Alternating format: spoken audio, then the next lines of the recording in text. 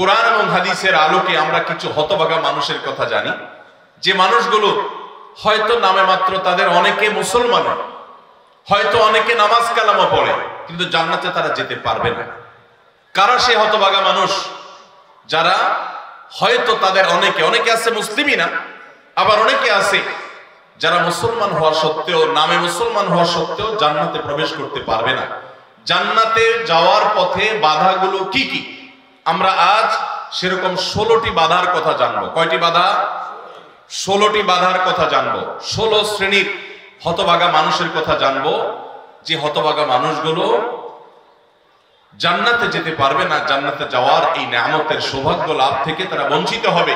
আল্লাহ রাব্বুল আলামিন সেরকম কপাল পোড়া মানুষদের কাতারে যেন আমরা শামিল না হই, আমাদের সবাইকে সেই তৌফিক দান করুন। ভাইরা আমার, আমরা যে শ্রেণীগুলোর কথা বলবো, প্রত্যেকটা শ্রেণীর পাশাপাশি আমরা কোরআন বা হাদিস থেকে উদ্ধৃতি এবং রেফারেন্স ইনশাআল্লাহ টানবো।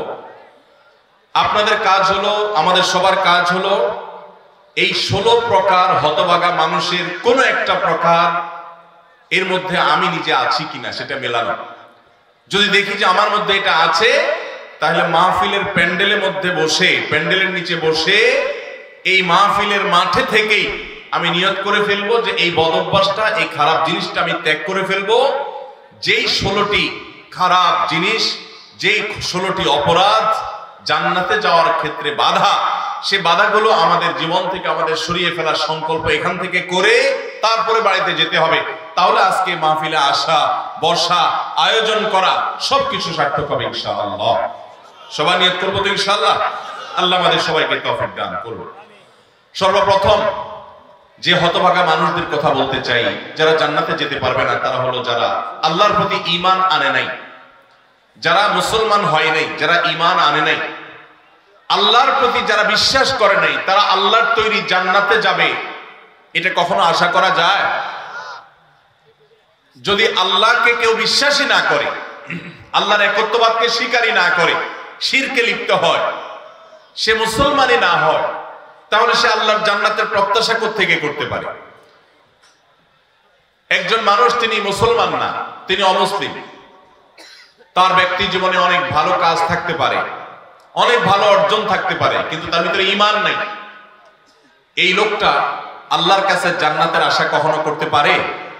একজন মানুষ বাংলাদেশে মানুষের জন্য অনেক কাজ করেছেন, বাংলাদেশের উন্নয়নে অনেক ভূমিকা তার ছিল বা আছে, বাংলাদেশে অনেক কল্যাণকামিতা তিনি চান, তার অনেক ইন্ডাস্ট্রি কারখানা থেকে বহু দেশের উপকার হয়, দেশের মানুষ উপকার হয়, এরকম আরো বহু উপকারিতা তার দ্বারা হয়, কিন্তু লোকটা বাংলাদেশের অস্তিত্বকে স্বীকার করে না, বাংলাদেশের অস্তিত্বকে স্বীকার করে না, বাংলাদেশের স্বাধীনতা, সার্বভৌমত্ব এগুলো স্বীকার করে না। সে যদি বাংলাদেশকে অস্বীকার করে, বাংলাদেশ রাষ্ট্রের বিরুদ্ধে বিদ্রোহ করে, তাহলে এই ব্যক্তিকে বাংলাদেশ রাষ্ট্র বা রাষ্ট্রের তরফ থেকে রাষ্ট্রীয় কর্তৃপক্ষ কখনো তাকে রাষ্ট্রের কোনো সম্বর্ধনা, রাষ্ট্রের কোনো বিশেষ সম্মাননা ওই ব্যক্তিকে কখনো দিবে? দেওয়ার কথা। যে রাষ্ট্রকেই স্বীকার করে না, রাষ্ট্র তাকে সম্বর্ধনা দেওয়ার কথা। তার হতে পারে অনেক অর্জন আছে, হতে পারে অনেক অবদান আছে, তার একটারও 2 পয়সার কোনো মূল্য থাকবে না যদি সে রাষ্ট্রটাকে কি করে? অস্বীকার করে। ঠিক একই ভাবে যে আমার রবকে মানে না, যার আল্লাহর প্রতি ঈমানই নেই, বিশ্বাসই নেই, তার হাজারটা ভালো কাজ থাকতে পারে, আল্লাহ রাব্বুল আলামিনের কাছে সে কখনো জান্নাত প্রত্যাশা করতে পারে? যে আল্লাহকে স্বীকার করে না, সে আল্লাহর কাছে জান্নাত কিভাবে আশা করে? এইজন্য ভাইরা আমার, সহিহ মুসলিমের হাদিসে আসছে, নবী করিম সাল্লাল্লাহু আলাইহি ওয়াসাল্লাম বলেছেন, লা তাদখুলুল জান্নাতা হাত্তা তুমিনু, তোমরা ততক্ষণ পর্যন্ত জান্নাতে প্রবেশ করবে না যতক্ষণ পর্যন্ত তোমরা ঈমানদার হবে না। অর্থাৎ ঈমানদার না হলে জান্নাতে যাওয়ার কোনো সুযোগ। এই প্রথম শ্রেণীর মানুষ, তারা দুনিয়া থেকে যদি ঈমান ছাড়া যায়, তাহলে সেক্ষেত্রে চিরকাল তারা জান্নাতে নিষিদ্ধ থাকবে, অনন্ত অসীমকাল জাহান্নামে তারা থাকবে, জান্নাতে কখনোই আসতে পারবে না। আর বাকি 15 শ্রেণীর মানুষ যারা আছে, এরা এক সময় তাদের পাপ এবং অপরাধের প্রায়শ্চিত্ত করার পর, এর শাস্তি পাওয়ার পর আল্লাহ তাআলা চাইলে তাদেরকে জান্নাতে দিতে পারেন। এবং তাদের ঈমান যদি থাকে, কোনো না কোনো সময় তারা জান্নাতে যাবে, তাদের গুনাহগুলো মাফ হওয়ার পর অথবা শাস্তি হওয়ার পর, যেহেতু তারা ঈমানদার। এটাই হলো আহলুস সুন্নাহ ওয়াল জামাতের বিশ্বাস এবং আকীদা, যে মুরতাকিবে কাবীরা, কাবীরা গুনাহ করে দুনিয়া থেকে যদি কেউ জাহান্নামী হয়ে যায়, সে চিরকাল অনন্ত অসীমকাল জাহান্নামে থাকবে না, বরং সেখান থেকে এক সময় সে বের হয়ে আসবে। এটাই আহলুস সুন্নাহ ওয়াল জামাতের আকীদা। মুতাজিলা সহ কিছু ভ্রান্ত ফিরকার মানুষের বিশ্বাস হলো যে জাহান্নামে একবার যে যাবে সে চিরকাল সেখানে থাকবে। বিভিন্ন আয়াতের অপব্যাখ্যা তারা করে থাকেন। যাই হোক, তাহলে প্রথম শ্রেণীর কথা আমরা জানলাম, যারা জান্নাতে নো এন্ট্রি, তাদের জান্নাতে প্রবেশের সুযোগ থাকবে না, তারা হলো যাদের আল্লাহর প্রতি ঈমান নাই, যারা মুসলমান না, যারা ঈমানদার না, তারা চিরকালের জন্য জান্নাতে নিষিদ্ধ থাকবে। এক নাম্বার 2, দ্বিতীয় যে প্রকারের মানুষ জান্নাতে যেতে পারবে না, বা দ্বিতীয় যে বিষয়টি জান্নাতে যাওয়ার পথে বাধা, সেটি হলো আত্মীয়তার সম্পর্ক ছিন্ন করা। রক্ত সম্পর্কীয় আত্মীয়কে যদি কেউ স্থায়ীভাবে ছিন্ন করে, তাদের সাথে সম্পর্ক যদি একবারে কাট করে ফেলে, বুখারী মুসলিম এক যুগে বর্ণনা করেছেন, নবী করিম সাল্লাল্লাহু আলাইহি ওয়াসাল্লাম বলেছেন, লা ইয়াদখুলুল জান্নাতা কাতি', আত্মীয়তার সম্পর্ক ছিন্ন করে দেয় যে এই ব্যক্তি জান্নাতে প্রবেশ করবে না, সে জান্নাতে প্রবেশ করবে না। অতএব আত্মীয়তার সম্পর্ক যারা ছিন্ন করেছেন তারা তওবা করতে হবে। আপনার ভাই, আপনার বোন, শত বাধা হতে পারে, শত ঝামেলা হতে পারে, শত গন্ডগোল হতে পারে, আপনার চাচা, আপনার ফুফু, আপনার মা বাপ, আপনার সন্তান সন্ততি, আপনার মামা, আপনার খালা, এরা সবাই আপনার রক্ত সম্পর্কীয় আত্মীয়। এদের সাথে আপনি স্থায়ী সম্পর্ক ছিন্ন করবেন, এই সুযোগ কিন্তু ইসলাম আপনাকে রাখে নাই। হ্যাঁ, যদি এমন হয় যে তাদের সাথে সম্পর্ক রাখতে গেলে আপনার জীবন হুমকির মধ্যে পড়ে, আপনি বিপর্যস্ত হন, আপনাকে তারা ক্ষতি করে, তো শুধু ক্ষতি থেকে বাঁচার জন্য আপনি দূরে আসেন, সেটা ভিন্ন বিষয়। কিন্তু সম্পর্ক যদি একেবারে স্থায়ীভাবে ছিন্ন করেন, বিশেষ করে দুনিয়াবি ঠুনকো অজুহাতে, ঠুনকো কারণে, কোনো কারণে মনোমালিন্য হয়েছে, আর চিরকালের জন্য সম্পর্ক ছিন্ন করে দিলেন, তো এটা হারাম। এই লোক যদি নামাজিও হয়, এই লোক যদি ওয়াজ মাহফিলও আসে, এই লোক যদি জিকির আজকারও করে, এই লোক যদি তাসবিহ তেলাওয়াতও করে, যেহেতু সে আত্মীয়তার সম্পর্ককে ছিন্ন করে ফেলেছে, এই লোক জান্নাতে প্রবেশ করতে পারবে না যতদিন না সে তওবা করে তার পাপ থেকে, অপরাধ থেকে সে ফিরে না আসছে। ভাইরা আমার, তাহলে জান্নাতে যাওয়ার ক্ষেত্রে দ্বিতীয় বড় বাধা হলো এই বিষয়টি, অর্থাৎ আত্মীয়তার সম্পর্ক ছিন্ন করা। আর প্রথম বাধার কথা বলেছি হলো বেঈমানি, কুফরি, আল্লাহর প্রতি অবিশ্বাস এবং শিরক, এগুলো জান্নাতে যাওয়ার ক্ষেত্রে সবচেয়ে বড় বাধা, স্থায়ী বাধা। আর দ্বিতীয়টি হলো আত্মীয়তার সম্পর্ক ছিন্ন করা। নাম্বার 3, চগলখড়ি করা। এই বদভ্যাস আমাদের সমাজে এখন প্রচুর পরিমাণে আছে। অনেক মানুষ আছে দেখবেন মুখে দাঁড়িয়ে আছে, মাথায় টুপিও আছে, হয়তো নামাজ কালামও পড়ে, কিন্তু চগলখড়ির বদভ্যাস আছে, এই চরিত্রটা আছে যে আমার কাছে এসে ওনার বদনামি করবে, ওনার কাছে গিয়ে আমার বদনামি করবে, আমার কাছে এসে আমাকে পামপট্টি দিবে, ওনার কাছে গিয়ে ওনারে পামপট্টি দিবে। এরকম লোক আছে না নাই? ঘরে ঘরে, আল্লাহ মাফ করুন, আমাদের অনেকের মধ্যে এই চরিত্রটা আছে না নাই? নবী করিম সাল্লাল্লাহু আলাইহি সাল্লাম এই চগলখড়ি সম্পর্কে সহিহ মুসলিম বর্ণিত হাদিসে বলেছেন, লা ইয়াদখুলুল জান্নাতা নাম্মাম, চগলখড় জান্নাতে প্রবেশ করবে না।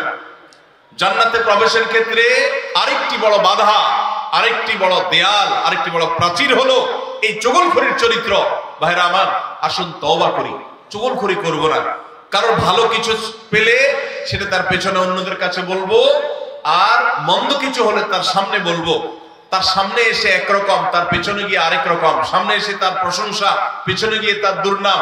এই দুশ্চরিত্র অনেক অনেক নেকামলকারী মানুষ, নামাজ কালাম ওয়ালা মানুষ, জিকির আজকার ওয়ালা মানুষ, অনেক ইসলামের কাজ করেনওয়ালা মানুষ, দাওয়াতের কাজ করেনওয়ালা মানুষ, তাদের মধ্যে এই বদভ্যাস, এই দুশ্চরিত্র, এই খারাপ জিনিস আছে। ভাইরা আমার, আমরা বেশিরভাগ মানুষ চুরি করি না, ডাকাতি করি না, মদ খাই না, মানুষ হত্যা করি না, জেনা করি না, খুন খারাপি করি না, ছিনতাই রাহাজানি করি না। বেশিরভাগ মানুষ এই মাহফিলে আমরা যারা আছি, আমার কথা যারা শুনছেন, বেশিরভাগ মানুষই এই মোটা মোটা বড় বড় অপরাধগুলো আমরা করি না। কিন্তু কিছু কিছু অপরাধ আছে যেগুলো আমরা যে করি, সেগুলো অপরাধ যে আমরা জানিও না, সে বিহিত নাই, সে চিন্তাও নাই, সে ভাবলেশও নাই, এবং সেগুলো যে গুনাহ, সে গুনাহগুলোকে গুনাহ মনে করছি না, শয়তান বুঝতেই দিচ্ছে না। তার মধ্যে একটা হলো এইটা, চগলখড়ি। ঘরে ঘরে, জনে জনে দেখবেন এই বদভ্যাস, যে সামনে একরকম, পিছনে আরেক রকম, নেফাকি এবং কপটতা জনে জনে ভরে গেছে। আল্লাহ তাআলা আমাদের সবাইকে জান্নাতে যাওয়ার ক্ষেত্রে এত বড় বাধা, এই বাধাকে আল্লাহ তাআলা আমাদেরকে অতিক্রম করার তৌফিক দান করুন। এই বাধা অতিক্রম করার উপায় কি ভাই? উপায় হলো এখনই তওবা করবেন।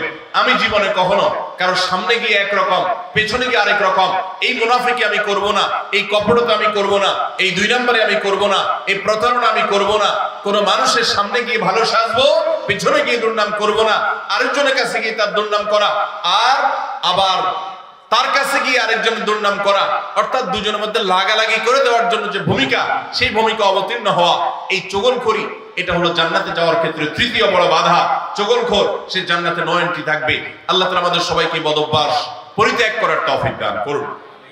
নাম্বার 4, প্রতিবেশীকে যে কষ্ট দেয়, এই লোক জান্নাতে যেতে পারবে না। জান্নাতে যাওয়ার ক্ষেত্রে বড় বাধা হলো এই বদঅভ্যাস এবং খারাপ জিনিস, এই অপরাধ, প্রতিবেশীকে কষ্ট দেওয়া। এটাকেও আমরা অনেকে গুনাহের কাজ মনে করি না। অনেক লোক আছে দেখবেন গোটা দুনিয়ার সব মানুষের সাথে তার সম্পর্ক ভালো, কিন্তু নিজের প্রতিবেশীর সাথে সম্পর্কটা কি নাই?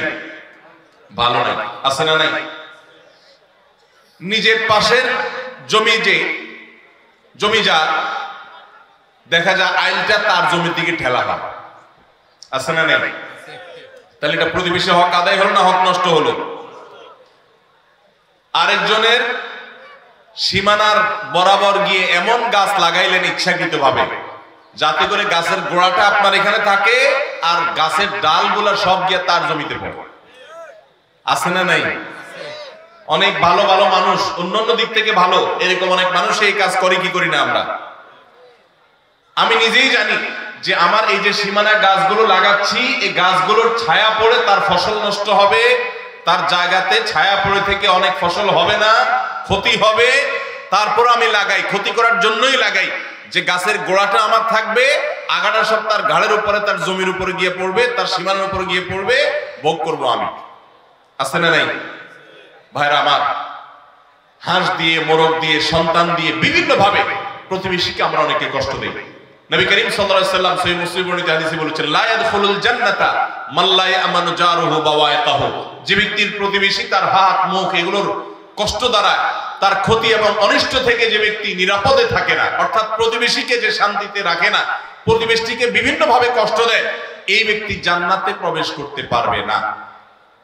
আপনারা অনেকে একটা হাদিস শুনেছেন, বিখ্যাত প্রসিদ্ধ একটা হাদিস।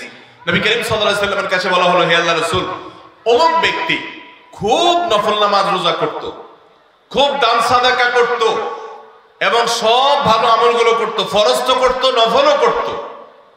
ফরজ 5 ওয়াক্ত তো পড়তো, আবার নফল নামাজও পড়তো, ধরেন তাহাজ্জুদ, ইশরাক সব পড়তো, যাকাত তো দিত, আবার এমনিও দান করত। তার আমলের কোনো কমতি ছিল না। একটা দুর্বলতা ছিল যে প্রতিবেশীকে সে কষ্ট দিত, ঝগড়াঝাটি করত, তাদের হক নষ্ট করত। নবী করিম সাল্লাল্লাহু আলাইহি সাল্লাম বলেছেন, সে জাহান্নামী। তোমরা যার কথা বলেছো, আল্লাহ তাআলা ওহীর মাধ্যমে নবীকে জানিয়ে দিয়েছেন, তার পরিণতি হলো জাহান্নাম। তার কোন নামাজ, তার কোন রোজা, তার কোন ইবাদত, তার কোন দান সাদাকা, এগুলো তাকে রক্ষা করতে পারে না, সে জাহান্নামে যাবে, কারণ তার প্রতিবেশীকে সে কষ্ট দিয়েছে। এর বিপরীতে নবীজি সাল্লাল্লাহু আলাইহি সাল্লামকে বলা হলো যে আরেকজনের কথা আমরা জানি, শুধু ফরজ নামাজগুলো পড়তো, নফল নামাজ পড়ার সময় পাইতো না, শুধু ফরজ কাজগুলো করতো, অতিরিক্ত দান সাদাকার সুযোগও পেত না, কিন্তু তার একটা ভালো গুণ ছিল, সে প্রতিবেশীদের সাথে সুসম্পর্ক বজায় রাখতো। তারা যদিও খুব বেশি ভালো ছিল না, কিন্তু সে ভালো থাকার চেষ্টা করত, নিজে থেকে তাদের যেন কষ্ট না হয় এটা খেয়াল রাখতো। নবী সাল্লাল্লাহু আলাইহি সাল্লাম বলেছেন, এই লোকটা জান্নাতি। ভাইরা আমার, প্রতিবেশী যে কত বড় একটা ব্যাপার, এটা আমরা বেশিরভাগ মানুষ বুঝি না। গ্রাম বলেন, শহর বলেন, বেশিরভাগ জায়গায় আমরা প্রতিবেশীর হক নষ্ট করি। প্রতিবেশীকে জানেন? আপনার রক্ত সম্পর্কীয় আত্মীয়, যেমন মা বাবা, সন্তান সন্ততি, ছেলে মেয়ে, ভাই বোন, একবারে এই ক্লাসের আত্মীয়, যারা এই ক্লাসের প্রথম সারির, যারা রক্ত সম্পর্কীয় আপনার বাবার দিককার, বাপ মা, ছেলে মেয়ে, ভাই বোন, চাচা ফুফু, এদেরকে বলা হয় এই ক্লাসের আত্মীয়, একদম প্রথম শ্রেণীর। এই আত্মীয়দের পরে সবচেয়ে যার হক আপনার কাছে সবচেয়ে বেশি, তারা হলো আপনার প্রতিবেশী। বেশিরভাগ ক্ষেত্রে দেখবেন প্রতিবেশীর সাথে সম্পর্ক ভালো নেই, আইল ঠেলাঠেলি, গন্ডগোল, ফাসাদ, ঝগড়াঝাটি, মারামারি, গ্রামে এক ধরনের, শহরে আরেক ধরনের। শহরে ধরেন ধুমধাড়াক্কা গানের ভলিউম দিয়ে আশপাশের প্রতিবেশীকে কষ্ট দিচ্ছেন, ময়লাটা বের করে আপনি আপনার দরজার সামনে রাখছেন, প্রতিবেশী বের হয়ে নাকে হাত দিতে হয়েছে, আপনার জুতাগুলো তার ফ্ল্যাটের সামনে চলে গেছে, তাকে আপনি কষ্ট দিচ্ছেন, আপনার বিল্ডিং এর পাশের জায়গাটা খালি আছে, ময়লাটা সেখানে ফেলতেছেন, আপনার বাচ্চাদেরকে দিয়ে তারে কষ্ট দিচ্ছেন, গ্রামে দেখা যায় হাঁস মুরগি দিয়ে প্রতিবেশীকে কষ্ট দিচ্ছেন, আপনার ছাগল গিয়ে তার জিনিসপত্র খেয়ে ফেলছে, আপনার বাচ্চারা গিয়ে তাকে ডিস্টার্ব করছে, আপনার গাছগুলো গিয়ে ছায়া হয়ে তার জায়গাতে ক্ষতি করছে, তার জায়গা বরাবর আপনি পুকুর কাটতেছেন যাতে করে ভেঙে আপনার এখানে পড়ে। এক কথায় নানাভাবে আমরা প্রতিবেশীকে ক্ষতিগ্রস্ত করছি। এমনকি অনেক মানুষ অন্য অনেক ক্ষেত্রে প্র্যাকটিসিং মুসলমান হওয়ার সত্ত্বেও এই কাজটা করছে। নবী সাল্লাল্লাহু আলাইহি ওয়াসাল্লাম বলেছেন, খবরদার, যে ব্যক্তি প্রতিবেশীকে কষ্ট দেয়, প্রতিবেশী তার হাত মুখ দ্বারা কষ্ট পায়, এই লোক জান্নাতে যেতে পারবে না। তাহলে 4 নম্বর আমরা পেলাম, জান্নাতে যাওয়ার ক্ষেত্রে বাধা হলো প্রতিবেশীকে কষ্ট দেওয়া। আল্লাহ তাআলা এই বদঅভ্যাস এবং এই গুনাহ থেকে, অপরাধ থেকে আমাদেরকে বেরিয়ে আসার তৌফিক দান করুন। নবী করিম সাল্লাল্লাহু আলাইহি ওয়াসাল্লাম বলেছেন, প্রতিবেশী সম্পর্কে জিবরিল আমাকে এত বেশি সাবধান করেছে যে আমার মনে হচ্ছিল জিবরিল না জানি এসে বলে, আপনার মৃত্যুর পর আপনার সম্পদে বাবা মা ছেলে মেয়ে যার যার সম্পদের ভাগ আছে, এর মধ্যে প্রতিবেশীর একটা ভাগ আছে, এইটা না জানি কখন বলে আমি সেই চিন্তা করছিলাম। কারণ এতবারে সেই জিবরিল আমাকে সাবধান করছে যে খবরদার, প্রতিবেশীর ব্যাপারে কেয়ারফুল থাকতে হবে, সতর্ক থাকতে হবে। আমরা সতর্ক থাকবো তো ইনশাআল্লাহ। নাম্বার 5, অহংকারী ব্যক্তি, যে অহমিকা দেখায়, দম্ভ করে, গরিমা নিয়ে চলে, মানুষকে মানুষ মনে করে না। কারোর টাকার গরম আছে, কারোর নাম যশ খ্যাতির গরম আছে, কারোর ক্ষমতার গরম আছে। আল্লাহ তাআলা এক একজনকে এক একটা দিয়ে পরীক্ষা করেন। এগুলোর মাধ্যমে যারা অহংকারী হয়ে যায়, এগুলোর কারণে যারা অহংকারী হয়ে যায়, এই অহংকারী ব্যক্তি কখনো জান্নাতে যাবে না। সহিহ মুসলিমের হাদিসে আসছে, নবী করিম সাল্লাল্লাহু আলাইহি ওয়াসাল্লাম বলেছেন, লা ইয়াদখুলুল জান্নাতা মান কানা ফি কলবিহি মিসকালু যাররাতিন মিন কিবরিন, যে ব্যক্তির অন্তরে যাররা পরিমাণ অহংকার থাকবে, দম্ভ থাকবে, এই মুতাকাব্বির অহংকারী ব্যক্তি জান্নাতে কখনো প্রবেশ করবে না। আল্লাহ রাব্বুল আলামিন হাদিসে কুদসিতে বলেছেন, অহংকার হলো আমার চাদর। অহংকার হলো কার চাদর ভাই? আল্লাহ তাআলার চাদর। এই চাদর নিয়ে যদি কেউ টানাটানি করে, আল্লাহ রাব্বুল আলামিন তাকে ছিন্ন বিচ্ছিন্ন করে ছাড়বেন, তাকে আল্লাহ তাআলা কখনো জান্নাত দিবেন। এজন্য ভাইরা সবসময় বিনয়ী হয়ে থাকতে হবে। জান্নাতি লোকদের কিছু মার্কা আছে, এর ভিতরে একটা মার্কা হলো তারা বিনয়ী থাকবে, মাটির মানুষ হয়ে থাকবে, নিরীহ হয়ে থাকবে, তাদের উপরে সবাই চড়াও হতে চাইলেও তারা চড়াও হবে না, অর্থাৎ বিনম্র থাকবে। এটা জান্নাতের লোকদের মার্কা। এই জন্য ভাইরা বিনয়ী হতে হবে। 5 নম্বর, যারা জান্নাতে যেতে পারবে না, জান্নাতে যাওয়ার ক্ষেত্রে বাধা হলো অহংকার, সে অহংকারী মানুষ। 6 নম্বর হলো প্রতারক, 7 নম্বর হলো দান করে খোটা দেয় যে সে, আর 8 নম্বর হলো কৃপণ। আর এই তিনটি তিরমিজি বর্ণিত হাদিসে বর্ণিত হয়েছে। নবী করিম সাল্লাল্লাহু আলাইহি ওয়াসাল্লাম বলেছেন, লা ইয়াদখুলুল জান্নাতা খাব্বুন ওয়ালা মান্নানুন ওয়ালা বাখীল, যে ব্যক্তি কাউকে প্রতারণা করে, ধোঁকা দেয়। এখন আমাদের সমাজে মুসলমানদের মধ্যে ধোঁকা দেনওয়ালা মানুষের সংখ্যা কি কম না বেশি? দোকানদার বলেন, ব্যবসায়ী বলেন, চাকরিজীবী বলেন, যার কথাই বলেন, এমনকি নেতারা বলেন, জনগণকে ধোঁকা দেয়। ঠিক না? ঠিক। সবাই যার যার জায়গা থেকে কে কাকে ল্যাং মারবে, কে কাকে ধোঁকা দিবে, এটাই হলো আমাদের কাজ এখন। অথচ ধোঁকাবাজ, প্রতারক, চিটার, বাটপার, এই লোকগুলো কখনো জান্নাতে যেতে পারবে। নবী করিম সাল্লাল্লাহু আলাইহি ওয়াসাল্লাম হাদিস বলছে যে প্রতারক জান্নাতে যাবে না। দ্বিতীয়ত, মান্নান, অর্থাৎ দান করে যে খোটা দেয়, এই লোকও জান্নাতে যেতে পারবে না। দান করে খোটা দেওয়ার বদভ্যাস আছে না নাই আমাদের অনেকের? দান করেছেন আল্লাহকে খুশি করার জন্য, যদি আপনি খোটা দেন তাহলে আপনার দান বরবাদ হয়ে যায়, ওটা নষ্ট হয়ে যায়। আল্লাহ বলেছেন, লা তুবতিলু সাদাকাতিকুম বিল মান্নি ওয়াল আযা, তোমরা দান করার পর খোটা দিয়া, কষ্ট দিয়া, যাকে দান করছো তাকে কষ্ট হয় এরকম কথা বলে ওই দানকে বরবাদ করে দিও না। আমরা অনেকে এই কাজ করি।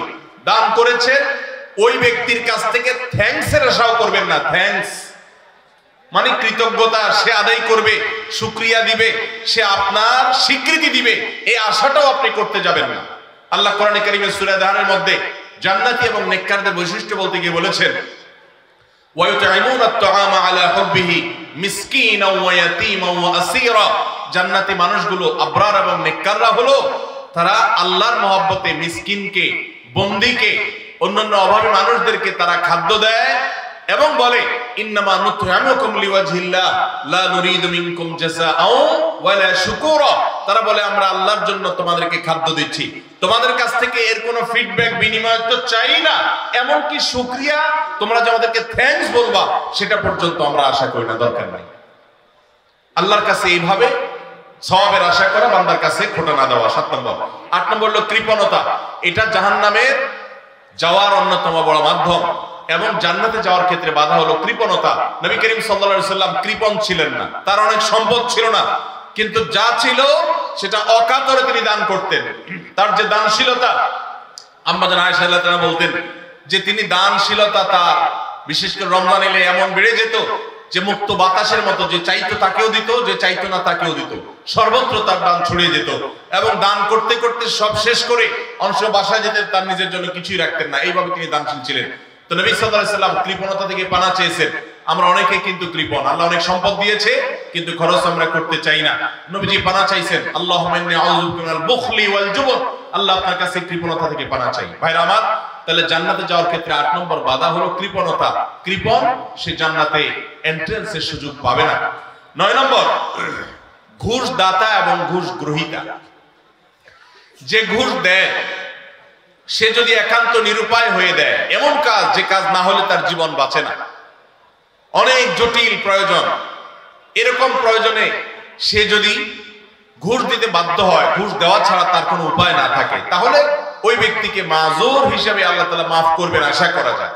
কিন্তু সচরাচর আমরা দেখা যায় আজকাল যেসব ক্ষেত্রে ঘুষ দিয়ে সুবিধা নেই, ওটা না নিলে আমি যে মরে যাবো এরকম না, আমি ইচ্ছা করলে হারামটা নাও করতে পারি। আবার অনেক ক্ষেত্রে আমার বৈধ জিনিসটাকেই আমি অবৈধভাবে পাওয়ার জন্য আমি ঘুষ দিচ্ছি। তো এই যে ঘুষ দাতা, ঘুষ গ্রহীতা তো সর্বাবস্থায় অপরাধী, ঘুষ দাতাও সে অপরাধী হবে এইভাবে যদি ঘুষ দেয়। আপনি একটা জায়গায় কাজে যাবেন, সিরিয়াল দিয়া, সবাই সিরিয়ালে দাঁড়াইছে, আপনিও সিরিয়ালে দাঁড়াবেন, এটাই হলো নিয়ম। সবাই সিরিয়ালে দাঁড়াইছে, আপনি সিরিয়ালে দাঁড়াইতে চাচ্ছেন না, সেজন্য কি করলেন? ঘুষ দিলেন। ঘুষ দিয়া সবার আগে কাজটা করে নিয়ে আসলেন। এই যে ঘুষ দিল, এই ঘুষ দেওয়াটা সে, এটা কি সে বাধ্য হয়ে দিয়েছে? বরং এখানে যে ঘুষ খাইছে তাকে সে বাধ্য করছে। আমাদের দেশে আমরা সরাসরি শুধু ঘুষখোরদের দোষ দেই। ঘুষখোরদের তো দোষ আছেই শতভাগ, কিন্তু অনেক সময় ঘুষ যারা দেয় তাদেরও দোষ কম নাই। অনেক অফিসার আছে ঘুষ না খাইলে ক্লায়েন্টরা বরং পেরেশান হয়ে যায় যে এই স্যার, নতুন স্যার ঘুষ খায় না, তাহলে তো পেরেশানির ব্যাপার, কিভাবে 2 নম্বর এটা আদায় হবে। অতএব ভাইরা আমার, ঘুষ দাতা এবং গ্রহীতা, তাবরানী হাদিসে আসছে নবী করিম সাল্লাল্লাহু আলাইহি ওয়াসাল্লাম বলেছেন, আর রাশি ওয়াল মুরতাশি ফিন্নার, ঘুষ দাতা ঘুষ গ্রহীতা উভয় জাহান্নামে যাবে। অতএব ঘুষ দিতেও খুব সাবধান, আর যারা ঘুষ খাচ্ছে তাদের কথা তো বলাই বাহুল্য। তাহলে জান্নাতে যাওয়ার ক্ষেত্রে এই ঘুষ দেওয়া নেওয়া এটা একটা বড় বাধা, আর জান্নাতি হতে পারবে না, জান্নাতে নো এন্ট্রান্স থাকবে ওই সমস্ত লোকদের যারা এটা করে। নাম্বার 10, মাতা পিতার অবাধ্য। নাম্বার 11, নেশাগ্রস্ত, নেশায় আসক্ত। এই সম্পর্কে নাসাই বর্ণিত হাদিসে আসছে নবী করিম সাল্লাল্লাহু আলাইহি ওয়াসাল্লাম বলেছেন, লা ইয়াদখুলুল জান্নাতা আকুন ওয়ালা মান্নান ওয়ালা মুদমিনু খামরিন। জান্নাতে যেতে পারবে না মা বাবার নাফরমান, মা বাবার অবাধ্য, মা বাবার সাথে বেয়াদবি করে, মা বাবার যৌক্তিক নির্দেশগুলোকে লঙ্ঘন করে। অনেক মানুষ আছে দেখবেন নামাজ কালাম পড়ে, কপালে সিজদা পড়ে গেছে, অন্য অনেক ভালো কাজ করে, কিন্তু মা বাবার প্রতি তিনি অনুগত নন, তাদের সাথে নাফরমানি করে। এই সন্তান কখনো জান্নাতে যেতে পারবে না যাবত না আল্লাহ তাআলা তাকে মাফ না করেন, অথবা তার এই পাপের প্রায়শ্চিত্ত সে না করে। অর্থাৎ এটা জান্নাতে যাওয়ার ক্ষেত্রে বাধা, মাতা পিতার নাফরমান। আর 11 নম্বর হলো মাদকে আসক্ত, যেটা এই একই হাদিসে নাসাই বর্ণিত হাদিসে আছে। মাদক আসক্ত অর্থাৎ মাদক সেবন করতে করতে এটা দেশে অভ্যস্ত হয়ে পড়েছে, এটা স্থায়ী রোগে পরিণত হয়েছে, এই লোকটাও জান্নাতে যেতে পারবে না। 12 নম্বর হলো ওই লোক যার শরীর হারাম দ্বারা গঠিত হয়েছে, যার গোশত, মাংস, রক্ত হারাম খেয়ে, হারাম উপার্জন করে করে এগুলো গঠিত হয়েছে। সেটা সুদের টাকায় হোক, সেটা ঘুষের টাকায় হোক, সেটা চুরির টাকায় হোক, সেটা দুর্নীতির টাকায় হোক, সেটা যেভাবেই হোক না কেন। এই সম্পর্কে মুসনাদ আহমদের হাদিস আছে, নবী করিম সাল্লাল্লাহু আলাইহি ওয়াসাল্লাম বলেছেন, লা ইয়াদখুলুল জান্নাতা জাসাদুন নাবাতা বিসসুহত। যে শরীর হারাম দ্বারা বৃদ্ধি হয়েছে, হারাম দ্বারা গঠিত হয়েছে, সে শরীর জান্নাতে প্রবেশ করবে না। এটা হলো 12 নম্বর। 13 নম্বর হলো অহংকারী ব্যক্তি, যে শুধু অহংকার করে তা না, অহংকারের পাশাপাশি আরেকটা বদ অভ্যাস আছে, আরেকটা রোগ আছে, যে রীতিমতো কাউকে পাত্তা দেয় না এবং গোয়ার কিসিমের হয়, গোয়ার কিসিমের হয়, খুব তেড়া কিসিমের হয়, শক্ত মেজাজি হয়, কোনোভাবেই সে নরম হতে চায় না। এই অতুল এবং জাওয়াজ আবু দাউদ শরীফের হাদিসের বর্ণনা মতে এই টাইপের মানুষও জান্নাতে যেতে পারবে না, যারা অনেক বেশি এরকম গোয়ার হয় এবং রূঢ় স্বভাবের হয়। স্বভাবটাই হলো রূঢ়, স্বভাবটাই হলো রুষ্ট, সে সবসময় মানুষের সাথে এরকম কঠোর স্বভাবের হয়, তার মনটাই হলো পাথরের মতো। এই মানুষগুলো জান্নাতে যেতে পারবে না এবং আবু দাউদের হাদিস সেটি বলছে। আর 14 নম্বর হলো গণক, যে ভবিষ্যতে কি হবে না হবে মানুষের সমস্ত গণক গণনা করে বিভিন্ন খবর বলে দেয়। অনেক সময় এগুলো সত্য হয় এবং কুফরি কালাম করে শয়তানের আশ্রয় নিয়ে ব্ল্যাক ম্যাজিকের মাধ্যমে, জাদুবিদ্যার মাধ্যমে বিভিন্ন ভাবে এরকম অনেক কিছু বলতে পারে তারা, এবং সেগুলো খেটেও যেতে পারে, অস্বাভাবিক নয়। কিন্তু এই যে অসৎ উপায়ে কুফরি কালামের মাধ্যমে, জাদুর মাধ্যমে শয়তানের আশ্রয় নিয়ে ভবিষ্যৎ সম্পর্কে বলে দেয়, এই রকম গণক যারা, এরাও জান্নাতে যেতে পারবে না। এমনকি তাদের কাছে যারা যায়, যারা তাদের কথা বিশ্বাস করে, আস্থা রাখে, এদের ইবাদত পর্যন্ত একটা মেয়াদ পর্যন্ত কবুল হবে না, হাদিসে বলা হয়েছে। তাহলে 14 প্রকার হলো এই গণক। আর 15 নম্বর হলো জাদুকর, যারা ব্ল্যাক ম্যাজিক করে মানুষকে। আজকাল এই ব্ল্যাক ম্যাজিক ভাই ঘরে ঘরে হয়ে গেছে, ঘরে ঘরে দুষ্ট জিনকে দিয়ে শয়তানের আশ্রয় নিয়ে ব্ল্যাক ম্যাজিশিয়ানরা ব্ল্যাক ম্যাজিক করে।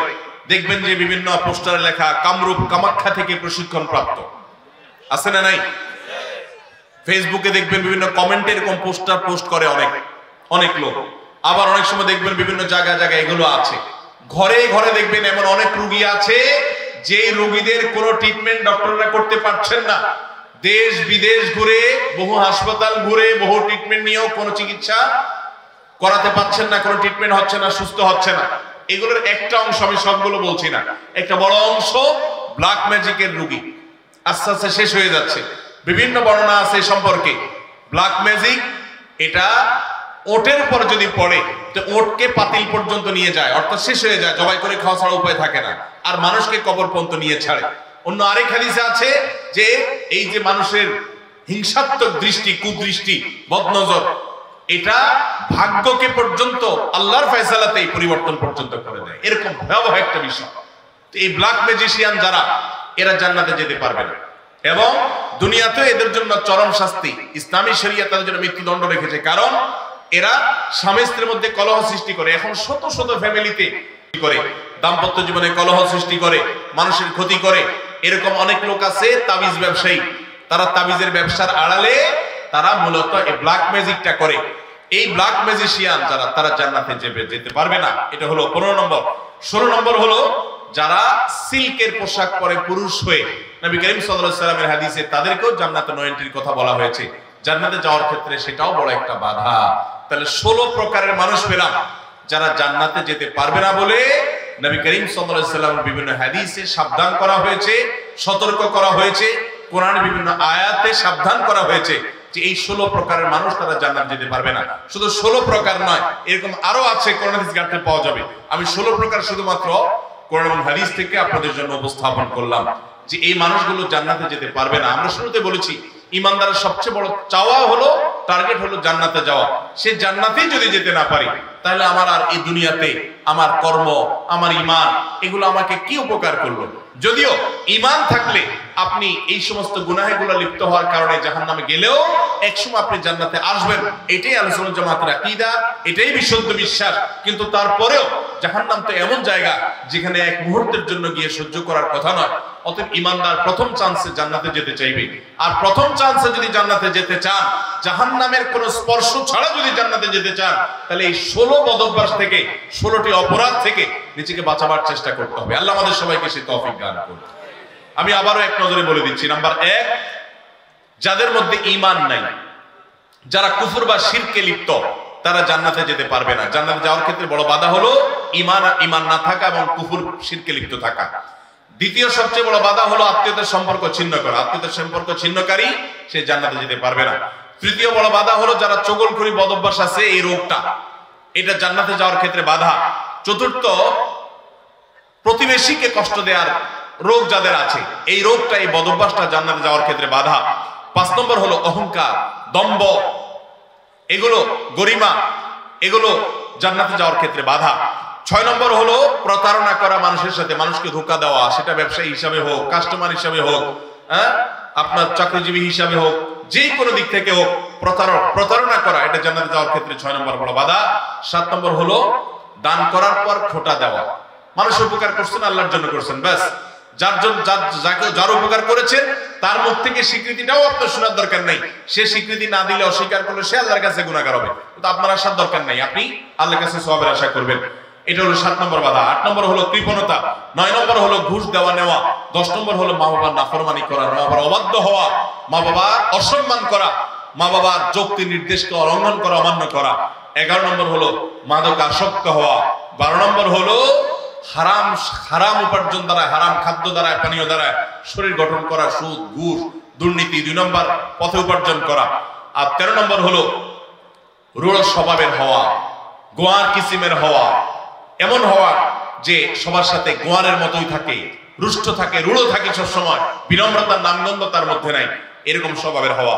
14 নম্বর হলো গণক হওয়া, গণনা করে মানুষের ভাগ্য এটাকে আপনার বলে দেওয়া, ভবিষ্যৎ বলে দেওয়ার চেষ্টা করা, বিশেষ করে কুফরি কালামের মাধ্যমে, শয়তানের আশ্রয় নিয়ে। আর 15 নম্বর হলো জাদু করা, অর্থাৎ ব্ল্যাক ম্যাজিক করা, ব্ল্যাক ম্যাজিশিয়ান। আর 16 নম্বর হলো আপনার সিল্কের পোশাক পরা।